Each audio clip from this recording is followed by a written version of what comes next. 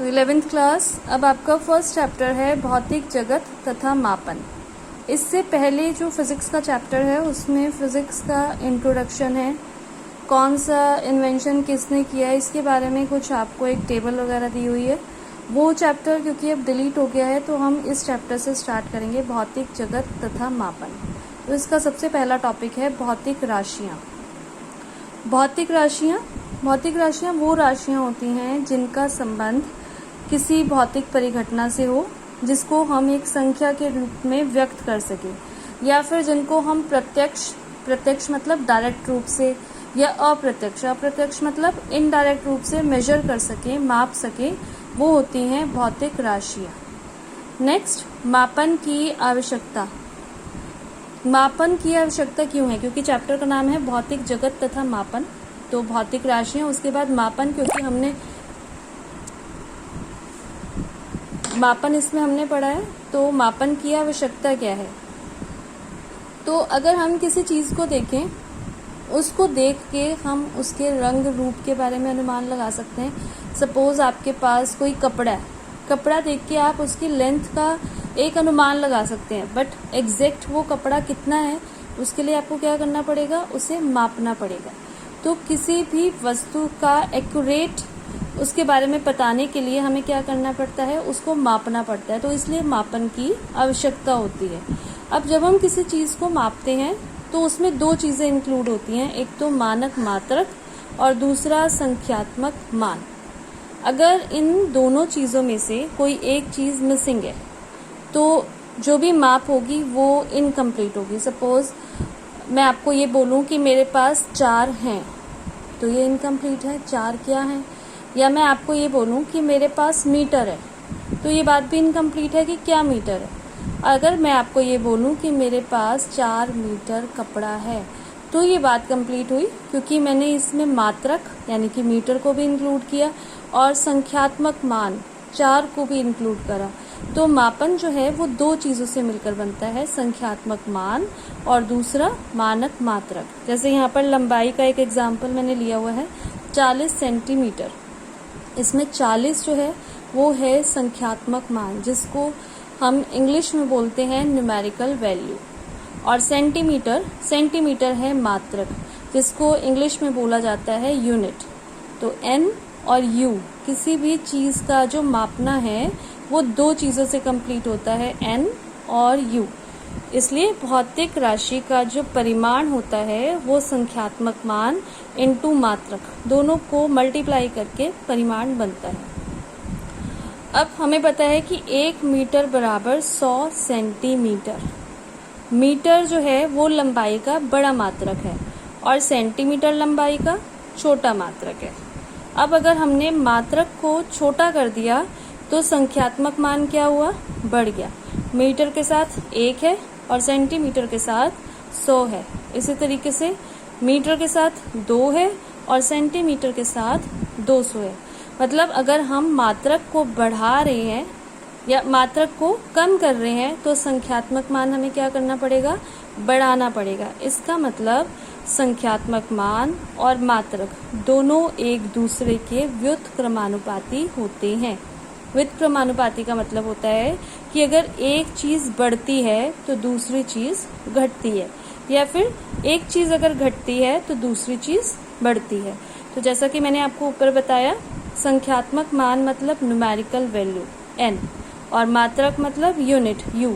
तो n और u जो हैं एक दूसरे के व्युत्क्रमानुपाती या फिर कह सकते हैं इन्वर्सली प्रोपोर्शनल होते हैं। अब यहाँ पर अगर u को इधर ले जाऊँ तो nu इज इक्वल टू 1 या फिर n1 u1 is equal to n2 u2। तो ये संख्यात्मक मान और मात्रक के बीच में संबंध होता है। अब हमारा नेक्स्ट टॉपिक है मूल राशियाँ तथा मूल मात्रक। तो ऐसी भौतिक राशियाँ जो और राशियों से स्वतंत्र होती हैं उनको कहा जाता है मूल राशियाँ, तथा इनके मात्रकों को क्या कहा जाता है, मूल मात्रक। ये टोटल 7 मूल राशियाँ हैं। सबसे पहली है लंबाई, फिर द्रव्यमान, फिर समय, ताप, ज्योति तीव्रता, विद्युत धारा, पदार्थ की मात्रा। और जो इनके मात्रक होते हैं वो मूल मात्रक कहलाते हैं। जैसे लंबाई का मात्रक मीटर,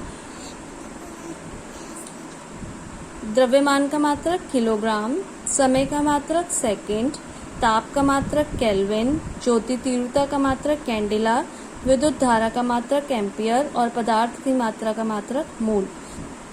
इन सातों मूल मात्रकों की आपको डेफिनेशन करनी है।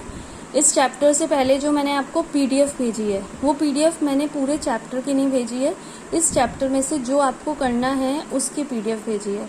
तो उस पीडीएफ में इन मूल मात्रकों की डेफिनेशन भी इंक्लूड है। ये डेफिनेशन जैसी आपको उसमें दी गई है आपको एज इट इज़ याद करनी है, उसमें कोई चेंज नहीं करना, क्योंकि वो एक स्टैंडर्ड डेफिनेशंस है जिसमें आपको कोई चेंज नहीं करना और वो इम्पॉर्टेंट है। और ये आपको अपने नोट्स में भी लिखनी है डेफिनेशन।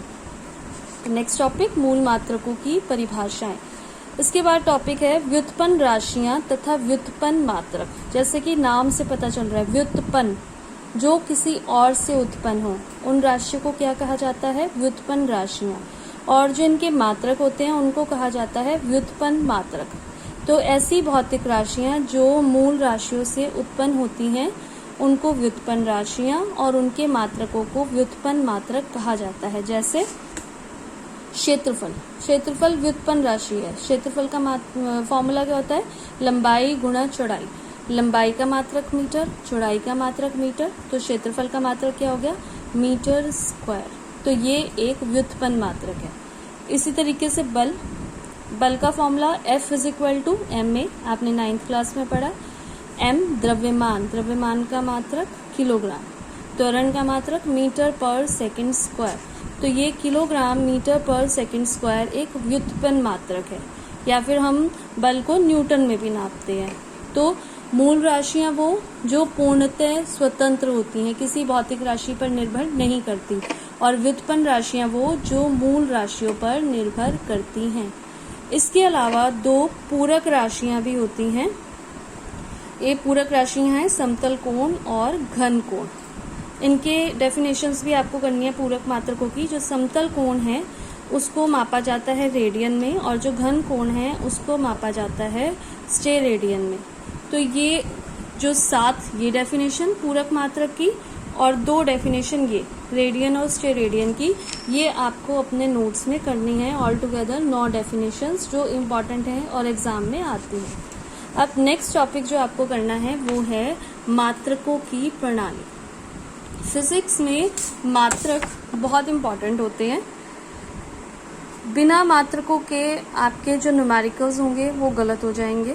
तो मात्रकों की 3 प्रणालियां यहाँ मैंने लिखी हुई हैं, जबकि 4 प्रणाली होती हैं। एक SI सिस्टम जो अब चल रहा है, इंटरनेशनल सिस्टम जो है, इंटरनेशनल सिस्टम ऑफ यूनिट्स, जो अब हम मानते हैं, जिसमें पीछे जो मैंने आपको मूल राशियां पढ़ाई वो सब जो मात्रक हैं वो आते हैं उसमें। यहाँ देखिए सबसे पहले है MKS।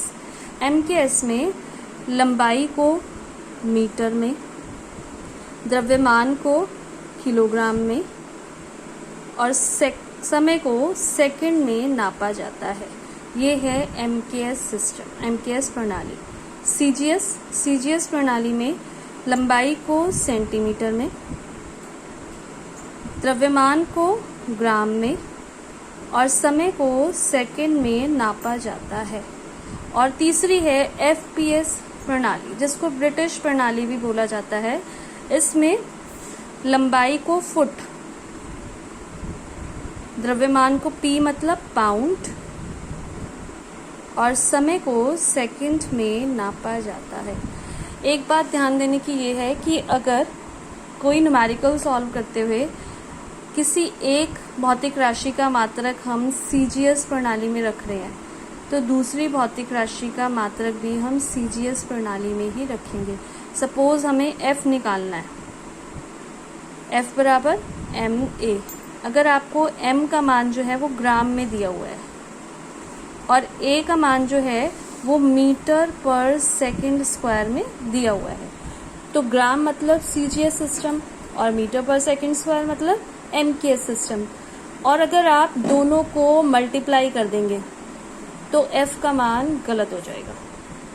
तो आपको क्या करना होगा, या तो आप M को जो ग्राम है उसको चेंज करिए किलोग्राम में, या फिर ये जो मीटर पर सेकंड स्क्वायर है इसको सेंटीमीटर पर सेकंड स्क्वायर में चेंज करिए।